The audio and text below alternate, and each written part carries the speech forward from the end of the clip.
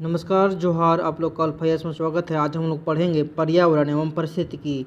JPSC paper 1 में ये विविध से है। विविध से 15 क्वेश्चन है, उसमें से एक पर्यावरण से भी क्वेश्चन है।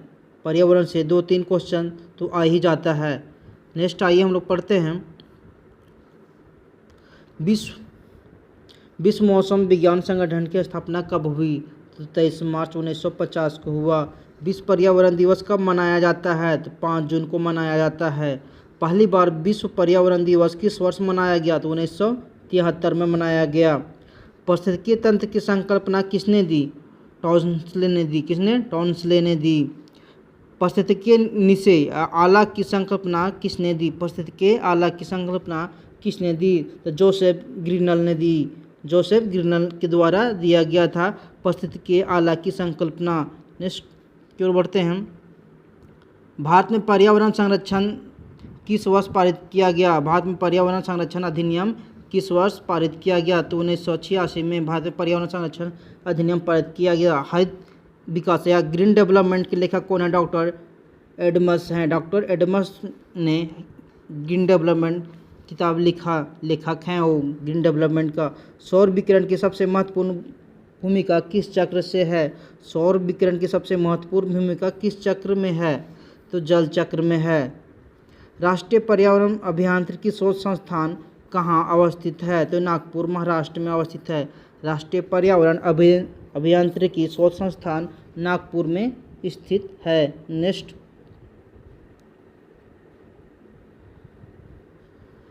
है नीरी NEERI। नीरी की स्थापना कब और किसके रूप में हुई थी?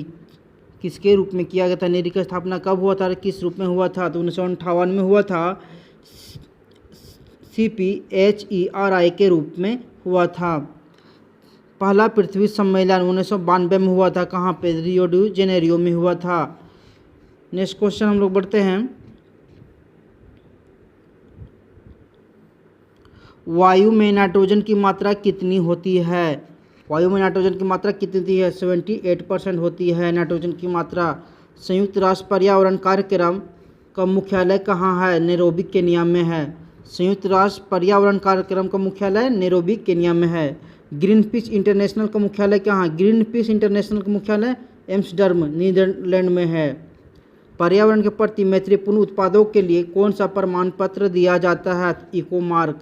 पर्यावरण के मैत्रीपूर्ण उत्पाद जो होता है उसके लिए इको मार्क दिया जाता है। इको मार्क प्रमाण पत्र किसके द्वारा दिया जाता है? ब्यूरो ऑफ इंडियन स्टैंडर्ड द्वारा दिया जाता है। इको मार्क प्रमाण पत्र किसके द्वारा आता है भारत में? ब्यूरो ऑफ इंडियन स्टैंडर्ड द्वारा। भारत के किस राज्य में ग्रीन हाउस इफेक्ट के माध्यम से कृषि की जाती है? भारत में जो है ग्रीन हाउस गैस इफेक्ट के माध्यम से खेती किया जाता है। किस राज्य में? पंजाब में किया जाता है। समुद्र के भीतर उत्पन्न होने वाले भूकंप से कौन सा आपदा आता है? तो सुनामी आता है। समुद्र के भीतर जो भूकंप होता है उससे सुनामी आता है। एक मनुष्य के जीवन को पूर्णतः धारणीय करने हेतु पर्याप्त न्यूनतम भूमि को क्या कहा जाता है? एक मनुष्य के जीवन को पूर्णतः धारणीय करने हेतु पर्याप्त न्यूनतम भूमि को क्या कहा जाता है? तो पारिस्थितिकीय पदछाया कहा जाता है।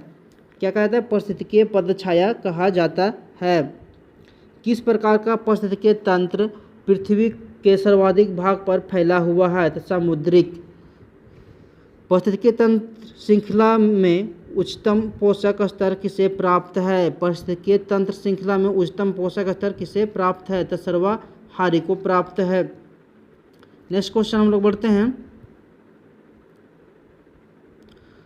समुद्री वातावरण के मुख्य प्राथमिक उत्पाद कौन सा है? समुद्री वातावरण के मुख्य प्राथमिक उत्पाद कौन है? फाइटोप्लैंक्टस है। फाइटोप्लैंक्टस है समुद्री वातावरण के मुख्य प्राथमिक उत्पाद। पर्यावरण का शत्रु या पर्यावरण आतंकवादी पौधा कौन सा है? तो यूकेलिप्टस, जिसे हम लोग लिप्टस कहते हैं। दो भिन्न समुदायों के बीच का संक्रांति क्षेत्र क्या कहलाता है? इकोटोन कहलाता है। दो भिन्न समुदायों के बीच जो संक्रांति का है गैप है उसे इकोटोन कहता है। पृथ्वी पर सर्वाधिक अस्थायी पारिस्थितिकीय तंत्र कौन सा है? तो महासागर है। पृथ्वी पर सर्वाधिक अस्थायी पारिस्थितिकीय तंत्र कौन सा है? तो महासागर है। नेक्स्ट क्वेश्चन की ओर बढ़ते हैं हम लोग।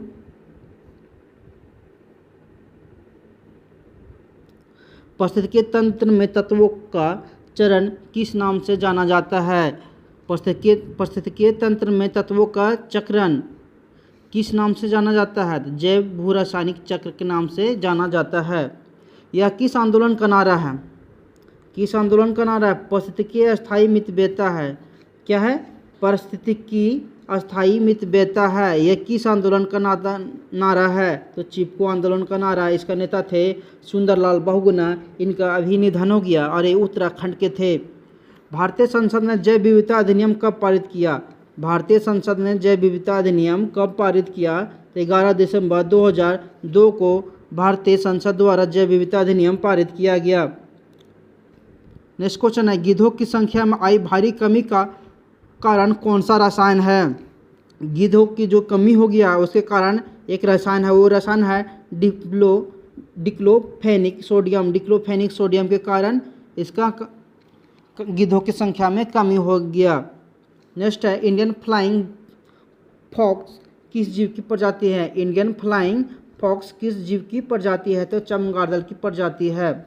भारत में जैव विविधता के हॉटस्पॉट कौन से हैं? पूर्वी हिमालय और पश्चिमी घाट है। पूर्वी घाट और पश्चिमी घाट नहीं बोल दीजिए, लिख कर दीजिएगा। पूर्वी हिमालय और पश्चिमी घाट है भारत में जैव विविधता के हॉटस्पॉट। नेक्स्ट क्वेश्चन है, जैव विविधता के संदर्भ में हॉटस्पॉट शब्द सर्वप्रथम किसने प्रयोग किया? जैव विविधता के संदर्भ में हॉटस्पॉट शब्द का प्रथम बार प्रयोग कौन किया था? तो नॉर्मन मायर्स के द्वारा किया गया था।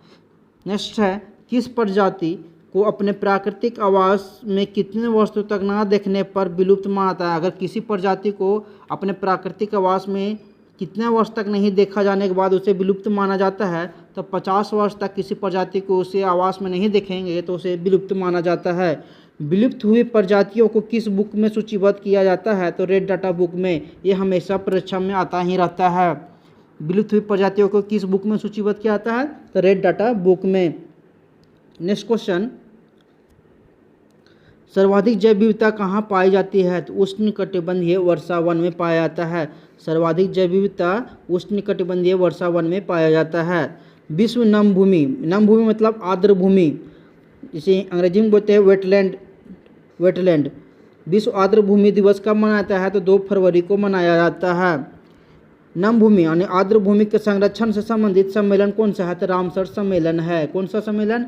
रामसर सम्मेलन। ग्रीन हाउस गैसों की संकल्पना किसने दी? ग्रीन हाउस गैसों की संकल्पना किसने दी? तो जोसेफ फोरियर द्वारा दिया गया था ग्रीन हाउस गैसों की संकल्पना। वैश्विक तापमान से संबंधित संधि कौन सा है? क्योटो प्रोटोकॉल है। क्योटो प्रोटोकॉल में वैश्विक तापमान से संबंधित संधि हुआ था। नेक्स्ट है, कार्बन क्रेडिट की विचारधारा किस संधि के बाद से सामने आया? तो क्योटो प्रोटोकॉल से ही आया कार्बन क्रेडिट की विचारधारा। नेक्स्ट है, पृथ्वी के औसत तापमान में पिछली शताब्दी से कितनी वृद्धि हुई? पृथ्वी के औसत तापमान में पिछली शताब्दी से कितनी वृद्धि हुई? तो 0.8 डिग्री सेल्सियस की वृद्धि हुई है। नेक्स्ट है, जुगाली करते समय पशुओं के मुंह से कौन सा गैस निकलता है? जो जानवर लोग जुगाली करते हैं, मुंह चलाते हैं, उससे कौन सा गैस निकलता है? तो मीथेन गैस निकलता है। नेक्स्ट है, कार्बन डाइऑक्साइड से उत्सर्जन को कम करने के लिए कार्बन टैक्स लगाने वाला विश्व का पहला देश कौन है? तो कार्बन डाइऑक्साइड से जो उत्सर्जन होता है उसको कम करने के लिए एक कार्बन टैक्स लगाया गया। कौन सा देश लगाया? तो न्यूजीलैंड लगाया कार्बन टैक्स। ओजोन परत मुख्यतः वायुमंडल के किस मंडल में पाई जाती है? तो समताप मंडल में पाया जाता है, जिसको स्ट्रोस्फीयर कहते हैं। ओजोन परत जो है मुख्यतः वायुमंडल के समताप मंडल में पाया जाता है। नेक्स्ट क्वेश्चन है, ओजोन परत पृथ्वी की सतह में कितनी ऊंचाई पर पाई जाती है? ओजोन परत पृथ्वी की सतह में कितनी ऊंचाई पर पाया जाता है? 20 से 35 किलोमीटर की ऊंचाई पर ओजोन परत पृथ्वी पर पाया जाता है। अंतर्राष्ट्रीय ओजोन दिवस कब मनाया जाता है? तो 16 दिसंबर को अंतर्राष्ट्रीय ओजोन दिवस मनाया जाता है। नेक्स्ट क्वेश्चन हम लोग देखते हैं।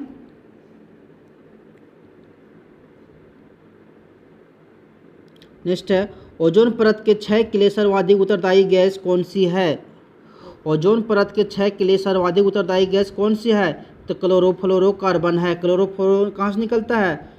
जो एसी से निकलता है, फ्रिज से निकलता है, ये सब क्लोरोफ्लोरोकार्बन एसी, फ्रिज वगैरह, गाड़ी वगैरह से निकलता है। भारत के किस राज्य में वनों का सर्वाधिक क्षेत्रफल है? तो मध्य प्रदेश में सर्वाधिक वन है। भारत के वनों के सर्वाधिक प्रतिशत वाला राज्य कौन सा है? तो मिजोरम में सर्वाधिक वन का प्रतिशत है। भारत में मैंग्रोव वनों का सबसे बड़ा क्षेत्र किस राज्य में पाया जाता है? तो पश्चिम बंगाल में सुंदरवन में पाया जाता है। भारत में सबसे अधिक मैंग्रोव वन का क्षेत्र है सुंदरवन, पश्चिम बंगाल। अपना वन अपना धन योजना किस राज्य द्वारा शुरू किया गया? तो हिमाचल प्रदेश द्वारा अपना वन अपना धन योजना आरंभ किया गया। नेक्स्ट क्वेश्चन है, भारत में वन जीव संरक्षण अधिनियम कब लागू हुआ? भारत में वन जीव संरक्षण अधिनियम कब लागू हुआ? 9 दिसंबर 1972 को भारत में वन जीव संरक्षण अधिनियम लागू किया गया। भारतीय वन जीव संस्था कहाँ अवस्थित है? भारतीय वन जीव संस्था कहाँ है? तो देहरादून, उत्तराखंड में है। उत्तराखंड की राजधानी देहरादून है। वर्ल्ड वाइल्ड लाइफ फंड का प्रतीक कौन सा जानवर है? वर्ल्ड वाइल्ड लाइफ का फंड का प्रतीक चिन्ह कौन सा जानवर है? ज्वाइंट पांडा है, ज्वाइंट पांडा। नेक्स्ट क्वेश्चन,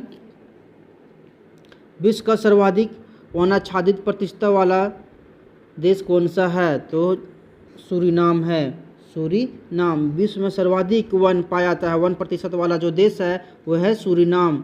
सूरीनाम में सबसे अधिक 1% है। प्रतिशत में विश्व वन जीव दिवस कब मनाया जाता है? तो विश्व वन जीव दिवस 3 मार्च को मनाया जाता है। विश्व वन जीव दिवस 3 मार्च को मनाया जाता है। भारत में वन जीव सप्ताह कब मनाया जाता है? भारत में वन जीव सप्ताह मनाया जाता है 2 से 8 अक्टूबर को मनाया जाता है। भारत में वन जीव सप्ताह कब मनाया जाता है? 2 से 8 अक्टूबर। वन एवं वन जीवों की सुरक्षा के लिए कौन सा पुरस्कार दिया जाता है? तो अमृता देवी स्मृति पुरस्कार दिया जाता है। अमृता देवी स्मृति पुरस्कार दिया जाता है वन एवं वन जीवों की सुरक्षा के लिए। नेक्स्ट क्वेश्चन, भारत सरकार ने बाघ परियोजना कब शुरू किया? भारत सरकार ने बाघ परियोजना कब शुरू किया? तो 1973 से शुरू किया, अप्रैल 1973 से। बेतवा राष्ट्रीय पार्क की स्थापना किस परियोजना के तहत किया गया था? बाघ परियोजना के तहत किया गया था। बेतवा लिख दिया, बेतला होगा। बाघ परियोजना के तहत बेतला राष्ट्रीय पार्क का स्थापना किया गया था। भारत में हाथी परियोजना की शुरुआत कब किया था? 1992 से किया गया था। और ये कहाँ गया था? जमशेदपुर से किया गया था। नेक्स्ट है, भारत में एक सींग वाला गोंडा कहाँ पाया जाता है? तो ये असम में पाया जाता है। असम के काजीरंगा में, असम एवं पश्चिम बंगाल दोनों में पाया जाता है। भारत में साइबेरियन साइरस के लिए आदर्श प्राकृतिक संस्थान कौन सा है? तो केवलादेव राष्ट्रीय उद्यान, राजस्थान के केवलादेव राष्ट्रीय उद्यान, उसमें साइबेरियन साइरस आते हैं। नेक्स्ट है, बाघों के लिए संरक्षित क्षेत्र रसिका किस राज्य में अवस्थित है? तो राजस्थान में है। बाघों के संरक्षित क्षेत्र है सरिस्का किस राज्य में अवस्थित है? तो राजस्थान में है। भारत का प्रथम तितली उद्यान कौन सा है? बटरफ्लाई उद्यान कौन सा है? बनरघट्टा जैविक उद्यान बेंगलुरु है। कौन सा है? बनरघट्टा जैविक उद्यान बेंगलुरु। भारत का प्रथम तितली उद्यान कौन सा है? बनरघट्टा जैविक उद्यान बेंगलुरु। नीलगिरी की मेघ बकरिया कहाँ पाई जाती है? नीलगिरी की मेघ बकरिया कहाँ पाई जाती है? इराविकुलम राष्ट्रीय उद्यान में। इराविकुलम राष्ट्रीय उद्यान में पाया जाता है नीलगिरी की मेघ बकरिया। संयुक्त राज्य अमेरिका का पहला राष्ट्रीय पार्क कौन सा है? येलोस्टोन नेशनल पार्क है। कौन सा? येलोस्टोन नेशनल पार्क है। मानव निर्मित पर्यावरणीय प्रदूषण को क्या कहा जाता है? एंथ्रोपोजेनिक कहा जाता है। मानव निर्मित जो पर्यावरण प्रदूषण है उसको क्या कहा जाता है? एंथ्रोपोजेनिक कहा जाता है। नेक्स्ट है, पेट्रोल, डीजल, कोयला आदि ईंधनों के दहन से मुख्यतः किस तरह का प्रदूषण होता है? तो वायु प्रदूषण होता है। पेट्रोल, डीजल, कोयला आदि ईंधनों से कौन सा प्रदूषण होता है? तो वायु प्रदूषण होता है। नेक्स्ट है, अधूरे प्रज्वलन द्वारा मोटर कार एवं सिगरेट से निकलने वाली गैस कौन सा है? तो कार्बन मोनोऑक्साइड है। अधूरे प्रज्वलन द्वारा मोटर कार से और सिगरेट से जो धुआं निकलता है वो कौन सा निकलता है? कार्बन मोनोऑक्साइड धुआं निकलता है। नेक्स्ट है, कौन सी गैस मानव रक्त में उपस्थित हीमोग्लोबिन के साथ मिलकर कार्बोक्सी हीमोग्लोबिन बनाती है। तो बोल रहा है कौन सी गैस है जो मानव रक्त में उपस्थित हीमोग्लोबिन के साथ मिलकर कार्बो हीमोक्सीग्लोबिन बनाती है। तो कार्बन मोनोऑक्साइड। कौन सा गैस? Carbon monoxide. नेक्स्ट है सर्वाधिक रासायनिक प्रदूषण किस उद्योग के मलबे में होता है? तो चमड़ा उद्योग में। सर्वाधिक रासायनिक प्रदूषण जो होता है किस उद्योग में होता है? चमड़ा उद्योग में। अम्लीय वर्षा किसके कारण होता है? नाइट्रस ऑक्साइड और सल्फर डाइऑक्साइड। हमेशा एग्जाम में पूछा जाता है अम्लीय वर्षा के बारे में। किसमें? नाइट्रस ऑक्साइड और सल्फर डाइऑक्साइड। जैव विविधता को विकसित होने में कितना समय लगा? लाखों वर्ष लग गया। जैव विविधता को विकसित होने में कितना वर्ष लगता है? लाखों वर्ष लगता है। जैव विविधता का अध्ययन के अंतर्गत समूह बनाने के क्रम में क्या सुनिश्चित किया जाता है? जैव विविधता का अध्ययन के अंतर्गत समूह बनाने के क्रम में क्या सुनिश्चित किया जाता है?